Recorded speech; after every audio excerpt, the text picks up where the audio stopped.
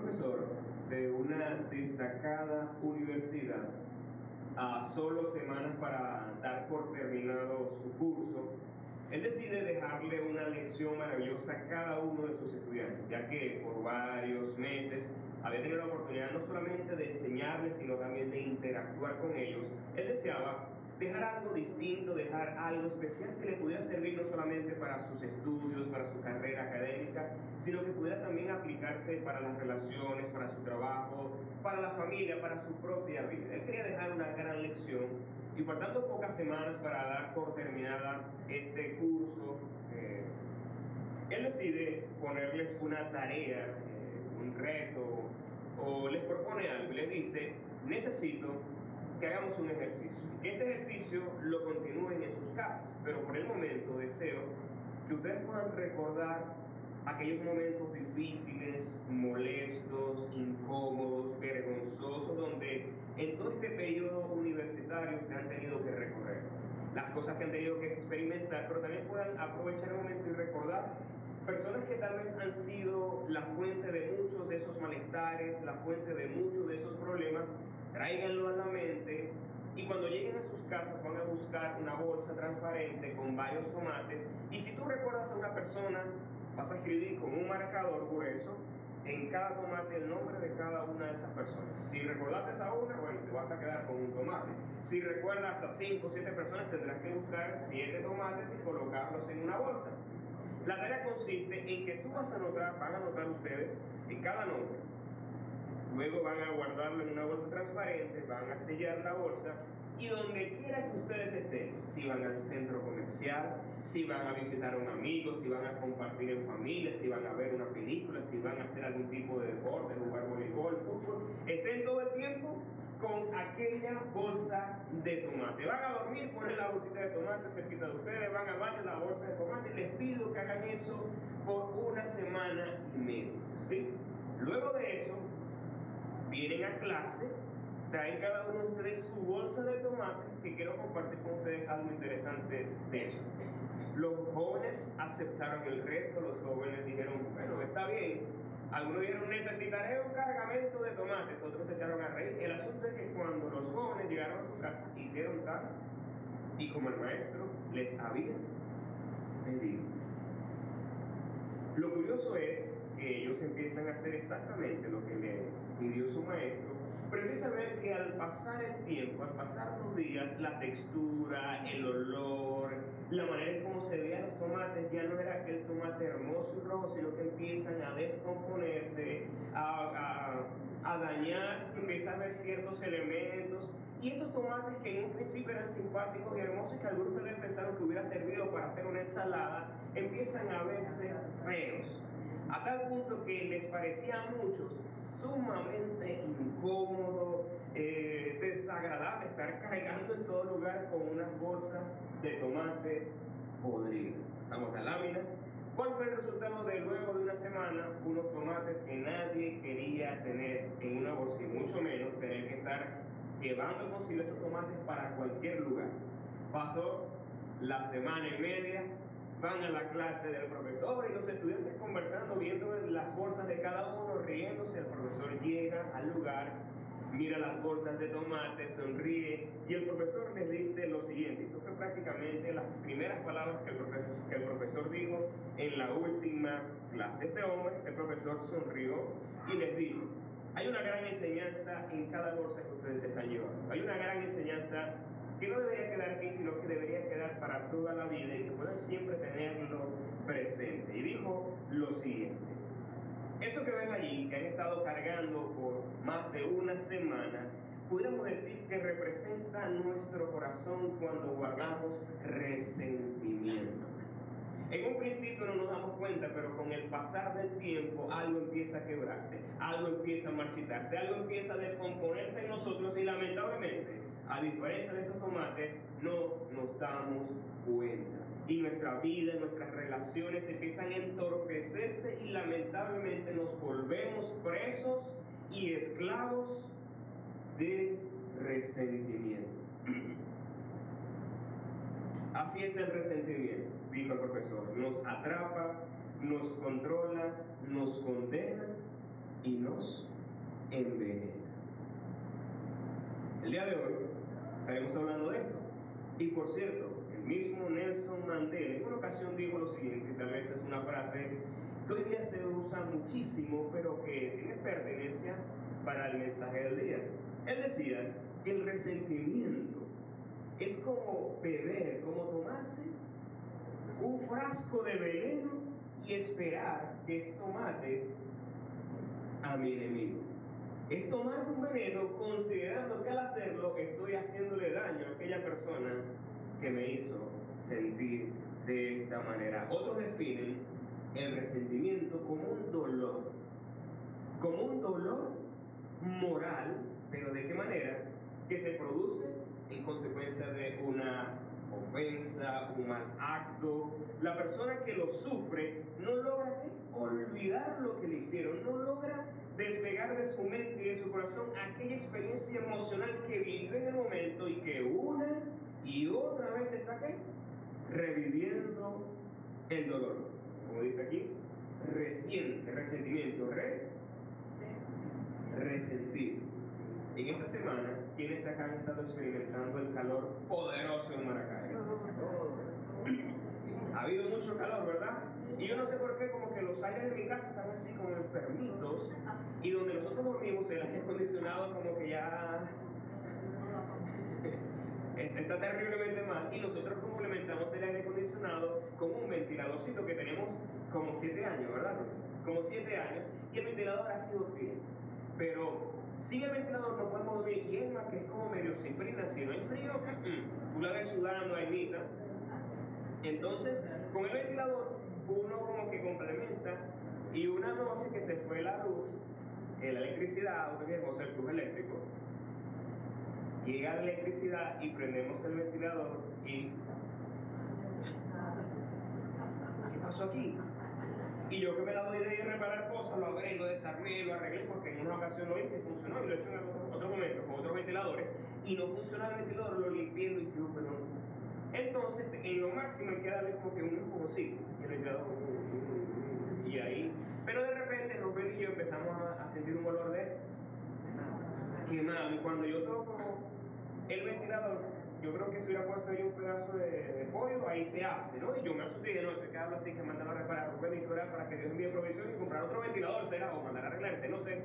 Pero el punto es que el ventilador no estaba funcionando correctamente, aún con los mantenimientos que yo en mi limitado conocimiento pudiera hacer, no iba a funcionar. Muchas veces así pudiera suceder con el resentimiento, entramos en un bucle, en un ciclo, como un ventilador, pero cuando esto está mal y no se han hecho las correcciones adecuadas, ¿qué sucede?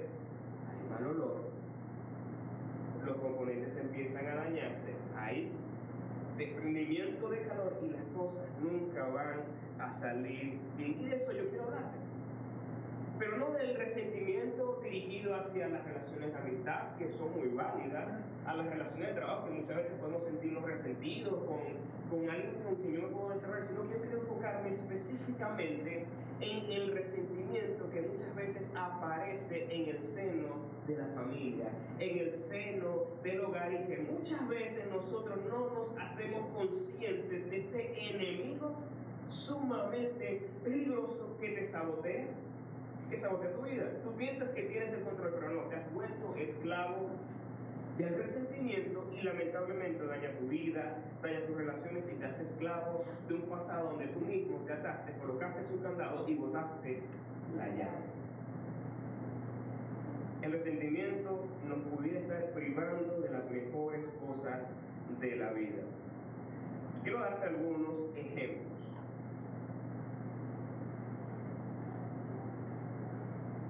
Resentimiento en la familia. No sé si les habrá pasado, yo puedo asegurar que todos acá se pueden sentir identificados en muchas cosas, porque esto es un tema de familia, por eso la serie se llama así.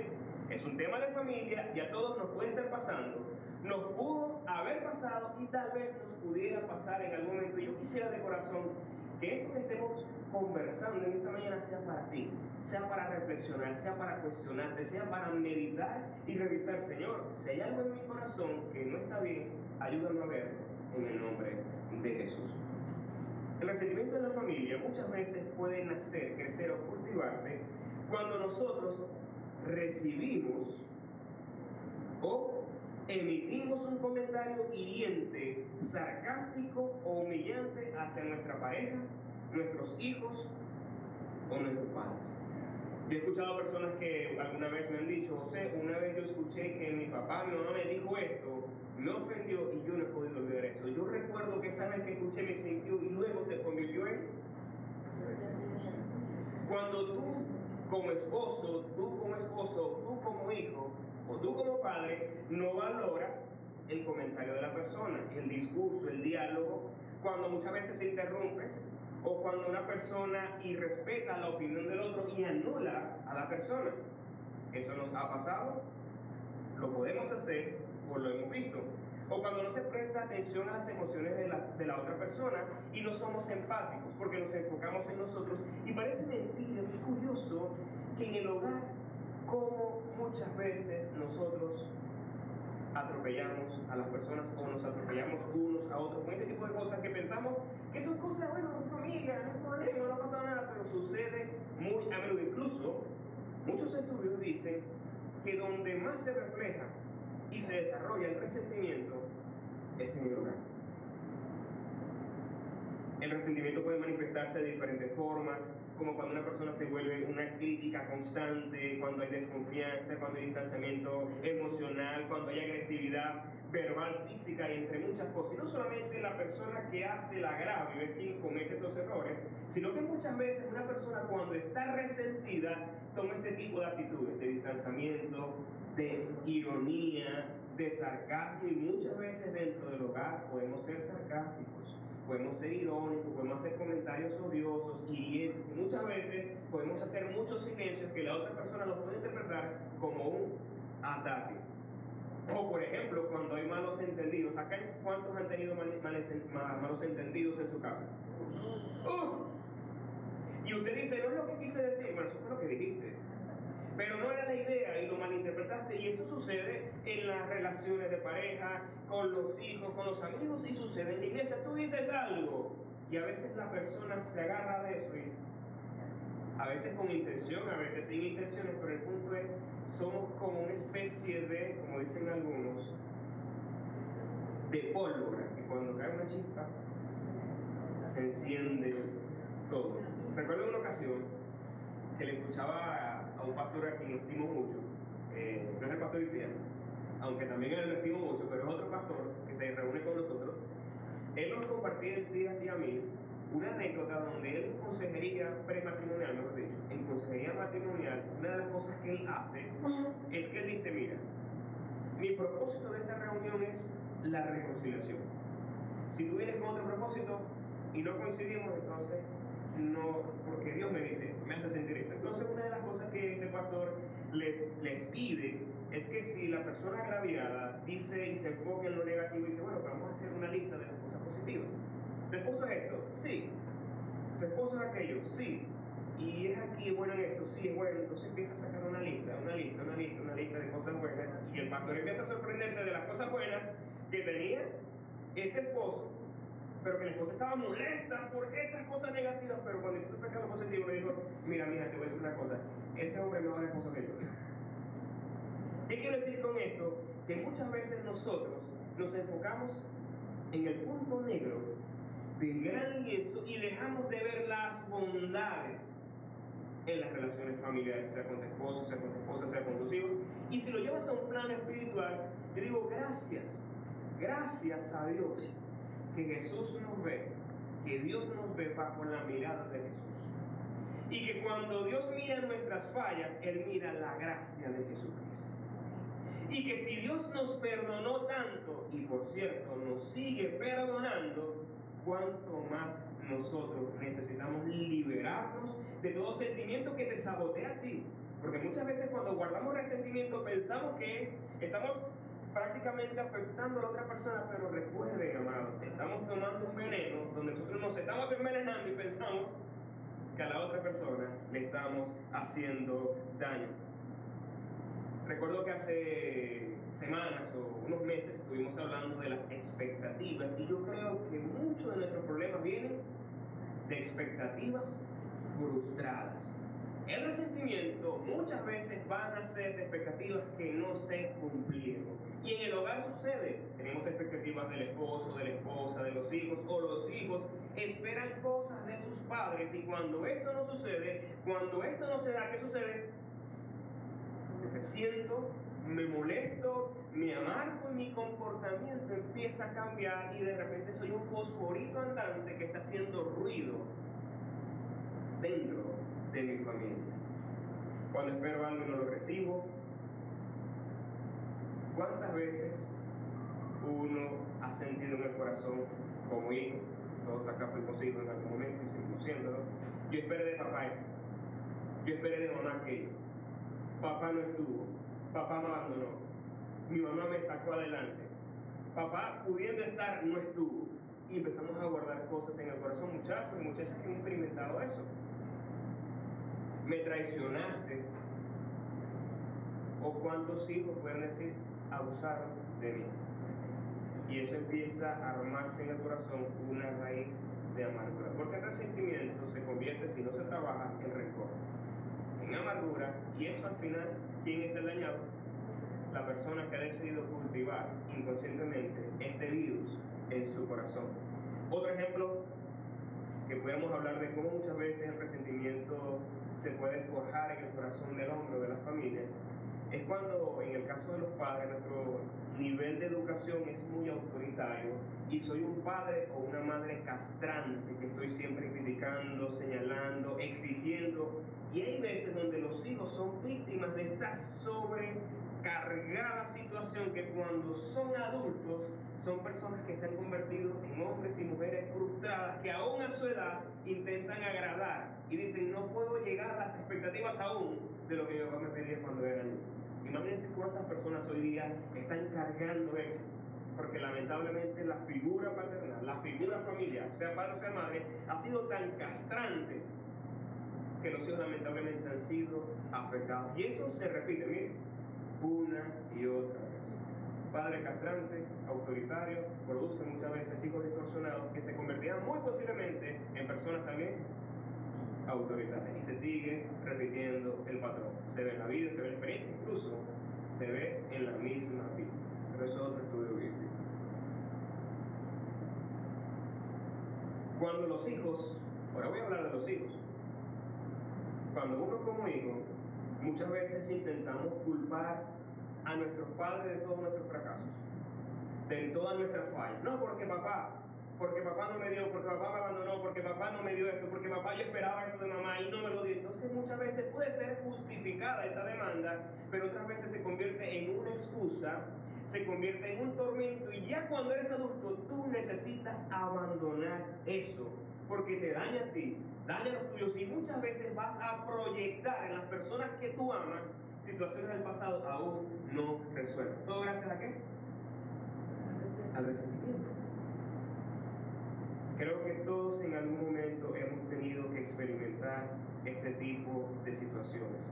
Muchas veces nos resentimos porque algo tocó nuestro ego, tocó una fibra, y de repente esa persona no tiene nada que ver conmigo, pero dijo algo, comentó algo, tuvo una actitud que me hizo recordar, y ahí todo se complica. Es más, les voy a decir algo, ¿saben qué es triste? Es lamentable cuando uno ve, y esto lo digo no por lo que he visto en otros, sino que también lo he visto en la propia dinámica de mis familias. Momentos cuando familiares dejan de hablarse por años. Yo no entiendo eso. Yo de verdad no lo hago por juzgar, lo hago en un sentido de que, wow, o sea, ¿cómo es posible esto? Esto sucede en las familias. ¿Cuántos familiares en estos tiempos han bloqueado por WhatsApp a uno de sus familiares por un desacuerdo? Yo lo he visto, me ha pasado. Digo, no puede ser. Es tu familia. Pero te pudiera pasar si tú dejas que el resentimiento nazca y se desarrolle en tu corazón. Cuando hay problemas financieros, cuando hay problemas de salud, de enfermedad, y muchas veces la persona afectada está siendo tan controlada por sus circunstancias que otro termina siendo el chivo expiatorio. ¿Les ha pasado? Lo hemos hecho. Esto lo digo es para reflexionar en tu vida, en tu entorno, y buscar la forma de tener un corazón sano en el nombre de Jesús. ¿Me parece? Recuerdo que en una ocasión pasado a mí con uno de mis padres, que obviamente si yo evalúo la situación, yo puedo juzgar, estuvo mal esto que mi padre, mi madre hizo. Y yo recuerdo que cuando eso sucedió, yo estuve muy resentido con mi mamá por algo que había pasado con ella, algo que me había hecho, y yo duré muchos años con eso guardado, y siempre cuando tenía la oportunidad sacaba la espina, aprovechaba un comentario, una actitud, apelaba al pasado, y ese era mi armamento. ¿Y qué hablaba de eso? José Escalón estaba herido, José Escalón estaba resentido y no sabía cómo manejar eso. Pero en ese tiempo, gracias a Dios, yo era cristiano, yo sabía las demandas de Dios, lo que Dios quería de mi corazón. Yo recuerdo que en muchos momentos yo dije, tengo que olvidar, tengo que perdonar, y con el transcurrir del tiempo, porque muchas veces cuando uno quiere dejar de sentir esto, uno perdona, ¿cierto? Pero hay veces donde el perdón se da así, a veces es un proceso donde yo tengo que cada día trabajarlo. Yo pensaba que estaba sano de esto, y en una reunión de jóvenes en otra iglesia, yo estaba compartiendo acerca de este tema del perdón, y yo estoy conversando y hablando de mi experiencia personal en muchos momentos, y toqué el tema con el familiar, con mi mamá. Y cuando yo estoy hablando de esta situación de mamá, yo empiezo a sentir, ¿sí me entiendes? Yo empiezo a sentir algo en mi corazón, el dolor un poquitico, como que esa llama empezó a encenderse. Y yo cuando estoy compartiendo la historia, yo hablando en mis palabras, yo estoy sano y ya yo dejé eso atrás, pero yo sentí una pequeña molestia. Yo me di cuenta, José, tu corazón está diciendo otra cosa, tu corazón está gritando. Y esto me llevó a mí a reflexionar y darme cuenta de lo peligroso del resentimiento. Y es tanto así que muchas veces tú y yo podemos decir, estoy libre de eso. Y no, tal vez es así. O tal vez tú dirás, eso es cosa del pasado. Pero cuando te ocurre algo, no necesariamente con esa persona, sino con otro, y te aceleras, ahí hay un cablecito que hizo un cortocircuito, tu amperaje no es el ideal y se te está incendiando tu carro, tu vida, y eso te está afectando a ti y está afectando a tu familia.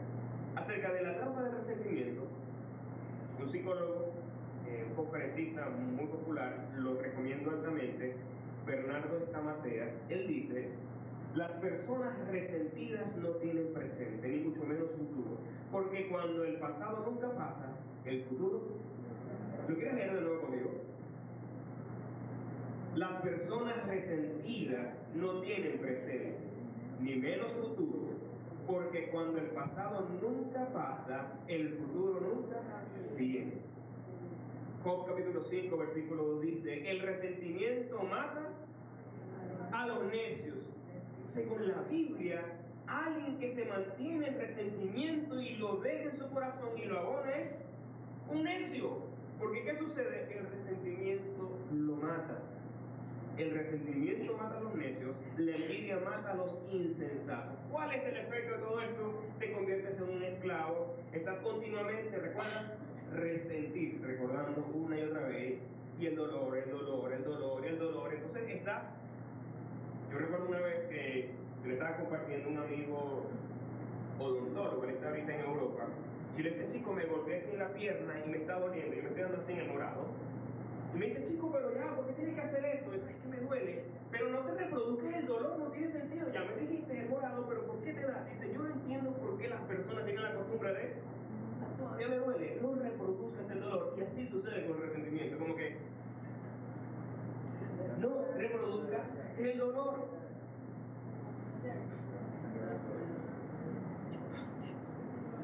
Quiero ir adelantando y quiero hablarte de algunos casos de la Biblia que yo veo de resentimiento. El primer caso, para ir adelantando, es el primer asesinato que yo veo en la Biblia. El primer asesinato que yo veo en la Biblia sucedió donde en el seno del hogar, dos hermanos, donde uno se enojó, se resintió y terminó acabando con la vida de su hermano menor. La historia la encontramos en Génesis capítulo 4, que fue el primer asesinato de la Biblia. Para hacer contexto, estas dos personas, Abel y Caín, presentaron una ofrenda a Dios. La Biblia dice, la historia nos comenta, que Dios agradó la ofrenda de Abel, pero la de Caín no le gustó. ¿Qué sucedió con Caín? Se molestó, se enojó, se resintió, miró mal a Dios, miró mal a su hermano. ¿Y qué fue lo que le dijo Dios? ¿Por qué estás tan enojado? ¿Por qué andas cabizbajo? Si hicieras lo bueno, podrías andar con la frente en alto, pero si haces lo malo, el pecado, Te acecha. Dígalo usted, el pecado te acecha. ¿De qué manera te acecha? Como una fiera lista para atraparte. No obstante, tú puedes, y yo creo que esto se aplica para nuestra vida, para nuestra dinámica familiar. El pecado está ¿qué? Otra versión dice, a la puerta acechando. Con todo y eso tú puedes. Yo veo acá un consejo asombroso que Dios le dio a Caín. Pero la historia nos dice que Caín no aceptó el consejo de Dios. ¿Y qué dice la historia? Caín invitó a su hermano a salir a hacer algunas diligencias y lo asesinó. Todo gracias al resentimiento. Se molestó con Dios, sintió celos, se sintió resentido. ¿Y qué? Segundo caso. Hay una historia en la Biblia, ubicada en segundo de Samuel, si no me equivoco, capítulo 13 y 14. Si usted le llama la atención a esta historia, búsquela y léela con detalle. David, conocido como el rey David, el salmista David, pero también es conocido como el pecador David. Este hombre tuvo muchas mujeres, tuvo muchos hijos. Y estos eran muchos hermanos de diferentes madres. Y resulta que uno de sus hijos se enamoró de una de sus medio hermanas y buscó la forma de estar con ella y termina abusando de su hermana. Entonces el hermano de esta chica llamada Tamar, Absalón, se entera y busca la forma de buscar justicia para que castiguen a su medio hermano, pero lamentablemente el rey David, su padre, guardó silencio. Y él no entendía por qué David no hizo justicia y se molestó y se resintió a tal punto que al ver el silencio de su padre, él preparó por 2 años una forma de acabar con la vida de ese medio hermano que abusó de su hermana. Por 2 años planificó, preparó, hizo una fiesta y en ese lugar donde estaban todos compartiendo, pidió a sus sirvientes para que mataran a su hermano. Y él allí pudo consumar su deseo de venganza. Él, lamentablemente, Absalón, por lo que hizo, que estuvo muy mal, por tomar la justicia en sus manos, salió huyendo, fue prácticamente un exiliado. Pero era tanto el resentimiento que él no se quedó con eso, sino que buscó la forma de derrocar del reinado a su padre David. Pero, ¿de qué manera terminó la historia de Absalón? Bueno, te doy mi conclusión, todo gracias al resentimiento. Tercer caso. Es un caso prácticamente hipotético. ¿Recuerda la historia del hijo pródigo? El hijo pródigo que se apartó, que derrochó todo su dinero, sus bienes, hizo de todo. Y luego él se arrepiente y vuelve a la casa de su padre. ¿Y qué dice la historia? El padre lo recibió, lo besó, lo perdonó, lo vistió, hizo una gran fiesta y mató un gran cordero. Pero ¿qué sucede, según la historia, con el hermano mayor? Cuando ve lo que sucede, se molestó con el padre, lo juzgó a su hermano y no aceptó compartir la alegría de una persona que había vuelto a su padre. La historia termina allí. Pero muchos estudiosos de la Biblia dicen que esta historia es una radiografía de nuestra relación con Dios, donde Dios pudiera representar en algún sentido el Padre, o Jesucristo. El hijo pródigo puede representar en alguna medida a las personas que están lejos de Jesús y que vuelven al Padre, pero el hermano mayor pudiera representar a aquellas personas que merecen la gracia, que dicen yo me merezco porque me porto bien, porque soy un hombre justo, moralmente santo, a los escribas, a los fariseos, a los sacerdotes. ¿Y qué terminó la historia de Jesús? Todas estas personas confabularon ¿para qué? Para matar a Jesús. Y muchos dicen que si Jesús hubiera seguido narrando la historia, muy probablemente el hermano mayor hubiera matado ¿a qué? A su padre. Todo gracias al resentimiento. Dice Santiago 1, 19 y 20. Mis queridos hermanos, tengan presente esto.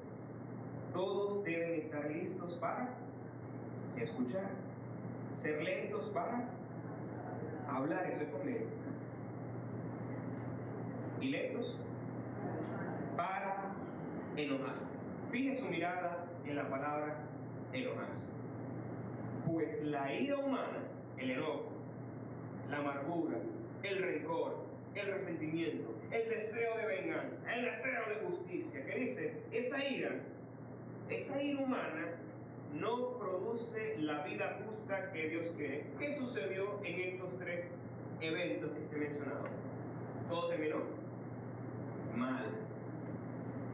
Un comentario bíblico dice que el resentimiento es un pecado, o mejor dicho, es el pecado más fácil de justificar, el más difícil de diagnosticar, porque es razonable disculparlo ante los hombres y ante el mismo Dios.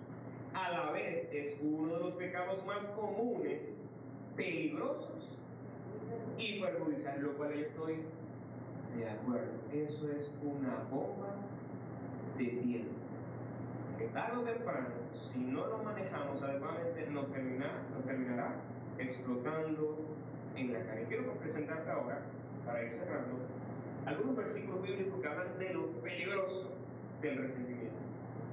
Por ejemplo, el Salmo capítulo 37, versículo 8 nos dice: refrena tu enojo. ¿Esto qué significa? Que es mi responsabilidad, que en mis manos está dejar que continúe la cosa o darle fin, ¿cierto? Según este texto dice, refrena tu enojo, abandona la ira, no te irrites. No sé qué otro sinónimo se puede utilizar, pero aquí me presenta tres elementos: enojo, ira, irritación. Pues esto conduce al mal. Yo una vez enseñaba en la iglesia que muchas veces Jesús decía, oíste que fue dicho, ojo por ojo y diente por diente, pero yo les digo que cualquiera que se enoja con su hermano es como si lo hubiera ¿qué? Y le pregunto, ¿cuántas veces nosotros en nuestra mente y corazón hemos hecho tal acto? Cuando nos enojamos, cuando hay amargura y por dentro el agua hirviendo. ¿No se ha sucedido? Jesús dice, cuídate de ese tipo de cosas. Cuídate de esos tomatitos que has guardado en tu bolsa, que pueden representar tu vida y tu corazón. Leemos otro texto, Proverbios 19, versículo 11. La cordura del hombre calma su furor. Su honra es pasar por alto la ofensa. Seguimos leyendo. Efesios capítulo 4, versículos 26 y 27. Dice el apóstol Pablo a la iglesia de Éfeso, que es una iglesia como nosotros, con debilidades, con fortalezas, con cualidades y detalles, pero él les dice, si se enojan, dando por entender de que, bueno, hay momentos donde es válido, te vas a enojar, te vas a molestar, te vas a irritar, vas a ser herido, te van a hacer una falta, te va a provocar. Yo entiendo eso. La Biblia dice, ok, te vas a enojar, pero si te enojas, cuidado que vayas a pecar. Si se enojan, no pequen. No dejen que el enojo les dure hasta el día siguiente. O sea, la Biblia te da el tiempo.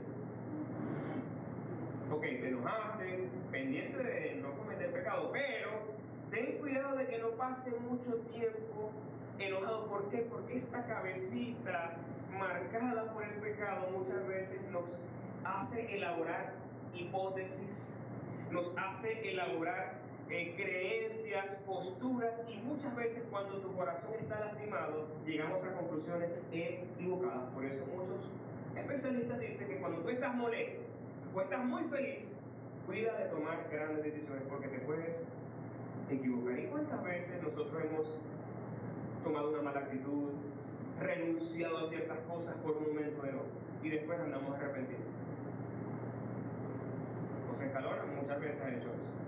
Quiero decirle que los patracas tienen debilidades como usted y luchan como usted, pero saben que al igual que usted está llamado por Dios a tener mejores vidas. Y para eso como iglesia estamos apuntando. Dice luego el versículo, y no den cabida. Porque es así, cuando usted está amargado, resentido, molesto, amargado, ¿quién está atrás riéndose? ¡El diablo! Y Dios como que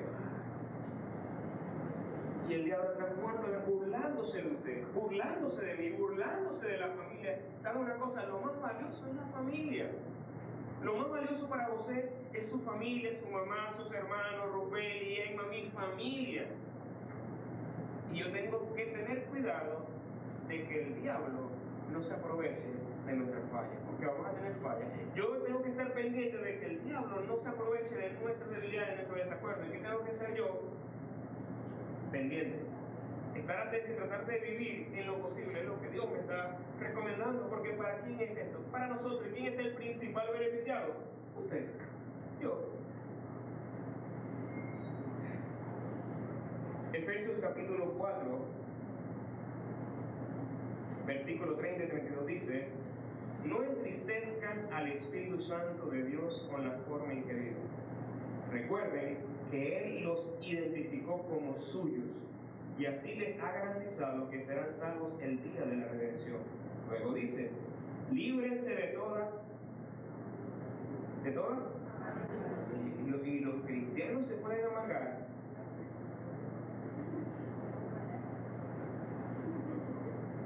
Yo no sé, ¿será que estoy leyendo mal? Líbrense de toda pendiente. Líbrense de toda amargura, furia y enojo. Me vuelvo a repetir las 3 palabras de Proverbio: enojo, amargura, furia. Palabras ásperas, porque el herido es áspero, el herido es irónico, el herido es sarcástico, y a veces nosotros hablamos a través de la herida. Vi a alguien, esto no lo dije en el primer servicio, ¿sí? Eso va a ser un debate en Facebook por cosas de la Biblia, ¿no? Que hay gente como que le encanta, le encuentra gozo a eso. A mí antes me gustaba, a veces caigo en la tentación, quiero confesarlo, ¿no? Y algunos estaban argumentando, otros de otra forma, y hubo varias personas que lo manifestaron: no sé, yo no entiendo por qué esto. Y yo decía, lo que sucede es que hay que tener cuidado, que en muchos de sus comentarios hay personas que hablan a partir de su ego. Hay personas que hablan a partir de su resentimiento. Y hay personas que hablan muchas veces a partir de su dolor. Y posiblemente la gente que habla a partir de su dolor se puede escuchar muy espiritual. Cuidado. El resentimiento muchas veces nos puede colocar en ese tipo de postura. Por eso dice: líbrense de toda amargura. Vas a tener relaciones, vas a tener accidentes, vas a tropezar, vas a lastimar, pero dice el texto: líbrate de toda amargura, furia, enojo, palabras ásperas, calumnias y toda clase de mala conducta. Porque ¿sabes algo? Cuando tú estás herido, muchas veces vas a ser muy mal intencionado. Vas a querer tomar la justicia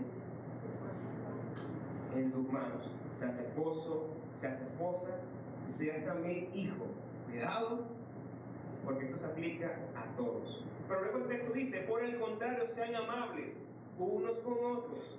Pero Señor no lo merece. Sean amables unos con otros. Esto es incondicional. Sean de buen corazón. Perdónense. Señor, pero ¿cómo es esto? Perdónense unos con otros.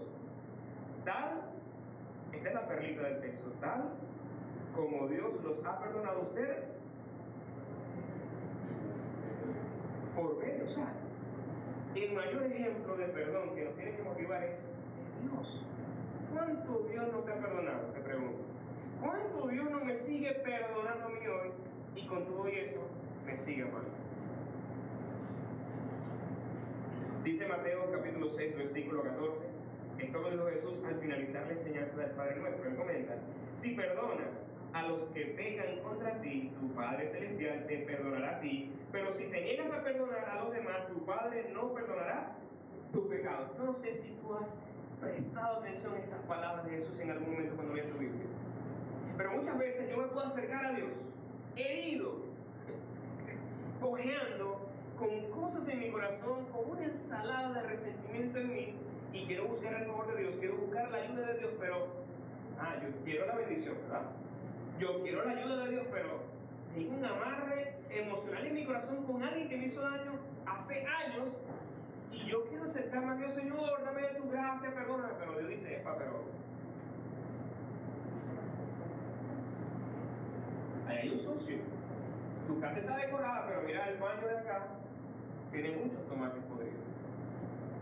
Tú no puedes vivir la vida cristiana con ese peso, porque no es necesario. Suelta ese peso que te está. Yo no sé si tienes días así, yo no sé si hay algo en tu corazón que has estado cargando desde muchos años o desde tu infancia, por alguna ausencia, por alguna decepción, por alguna herida, por algo, no sé, pero sabes algo, Dios quiere sanar tu corazón. Pero tienes que hacerte cargo de eso, tienes que hacerte consciente, tienes que ser responsable, porque el único que puede abrir esa puerta eres tú. Porque en estas situaciones prácticamente la cerradura está por dentro. Quien la abre es el dueño de la casa, y el dueño de tu vida eres. Y con este texto sí, Romanos capítulo 12, versículo 21. No dejen que el mal los venza.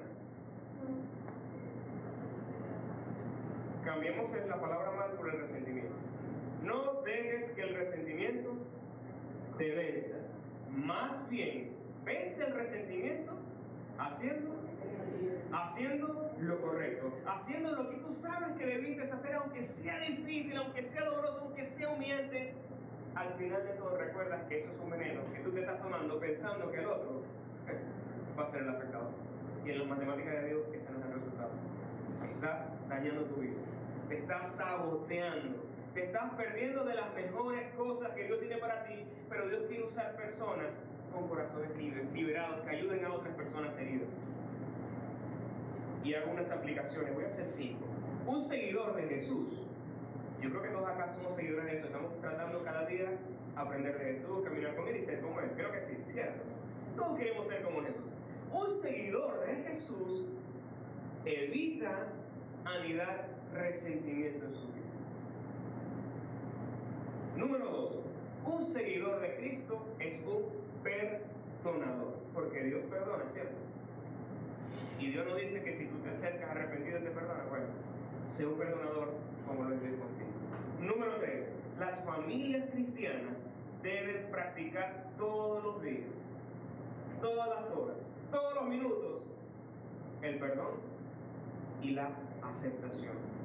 Yo necesito aprender a perdonar cuando me hieren. Yo necesito aprender a aceptar. Yo necesito aprender a soltar toda carga que puede dañar la vida de mi esposa, que puede dañar la vida de mi hija, que nos puede dañar, porque yo creo que todos acá queremos lo mejor, pero lo mejor comienza aceptando qué cosas deben quedarse y qué cosas deben irse. Número 4. Asume el compromiso de mejorar tu relación, tu vida, tu corazón. Y número 5, y esto quiero ser insistente, deja de ser víctima de tu pasado. No traigas a tu presente el dolor de tu pasado. Sánalo, crucifícalo, entiérralo. No sigas regando esa planta maldita, no la riegas. Acaba con eso, entiérralo. Deja de ser víctima del pasado y ser responsable de tu presente para que vivas un mejor futuro. Eso yo creo que es el deseo de Dios para la vida de toda la iglesia, para tu vida, para mi vida.